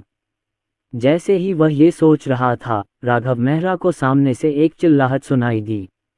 लड़के, भाग जाओ! राजकुमार आदित्य वर्मा ने देखा कि राघव मेहरा अभी भी उनसे कुछ दूरी पर है, इसलिए उसने दांत पीसते हुए राघव मेहरा को याद दिलाते हुए चिल्लाया, अगर मैं अब पलट जाऊं तो शायद कुछ नहीं होगा, कम से कम मैं अपनी जान तो बचा सकता हूं। हालांकि ये सुनकर राघव मेहरा की आंखें चमक उठीं। वह इतनी तेज दौड़ रहा था और हवा इतनी तेज थी कि वह स्पष्ट रूप से सुन नहीं पा रहा था, लेकिन वह सामान्य विचार समझ सकता था। शब्द हैं, उसे जल्दी से वहां जाने दो। ठीक है, मैं जल्द ही वहां पहुंच जाऊंगा, राघव मेहरा ने आगे की ओर चिल्लाते हुए कहा और फिर से अपनी गति बढ़ा दी। उन्होंने अपने शरीर की गतिविधियों का चरम सीमा तक उपयोग किया। सामने राजकुमार आदित्य वर्मा दौड़ नहीं रहे थे और न ही उनके सुनने में बाधा डालने वाली कोई हवा थी। इस समय राघव मेहरा की बातें सुनकर वह दंग रह गया। ये बच्चा मूर्ख है। मैंने तुम्हें भाग जाने को कहा था, लेकिन तुमने कहा था मैं जल्द ही वहां पहुंच जाऊंगा। वह विशाल राक्षस लाल फर वाला एक भेड़िया था। उसकी आंखों में आध्यात्मिकता थी और जब उसने राघव मेहरा को अपनी ओर दौड़ते देखा तो उसकी आंखों में तिरस्कार की झलक उभरी। वह राजकुमार आदित्य वर्मा और अन्य को मारने की जल्दी में नहीं था, बल्कि राघव मेहरा के आने का इंतजार कर रहा था। बेशक कहानी का आधार यह है कि राजकुमार आदित्य वर्मा और अन्य लोग स्थिर खड़े हैं। राजकुमार आदित्य वर्मा और अन्य लोगों ने देखा कि राघव मेहरा अभी भी यहाँ दौड़ रहा था, लेकिन वह इतना आलसी था कि उसे इसकी परवाह नहीं थी। राजकुमार आदित्य वर्मा ने दूसरों की तरफ देखा और फुसफुसाए, ये राक्षस अभी हिल नहीं रहा है। शायद उस बच्चे ने इसे घेर लिया है। जब वह हमारे करीब आएगा तो हम में से हर कोई अलग दिशा में भागेगा। हम बच पाएंगे या नहीं, ये हमारी किस्मत पर निर्भर करता है। बाकी लोगों ने सिर हिलाया।